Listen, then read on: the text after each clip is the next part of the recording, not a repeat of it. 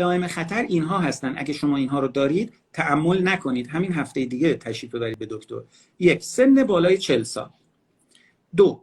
کاهش وزن، یعنی کاهش وزنی که شما رژیم نگرفتی ولی وزنت داره میاد پایین، این شوخی نداره، IBS که نباید اینجوری کنه. 3. کمخونی مهم، یه جور کمخونیایی داریم، من 30 سال کمخونم، حالا هنوزم کمخونم، اینو ما کاری نداریم، اونو من مال این نیست.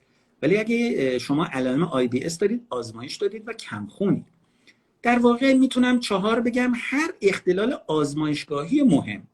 یعنی شما حتی تست تیروئید دادید، گفتن تیروئید پرکاره کمکاره.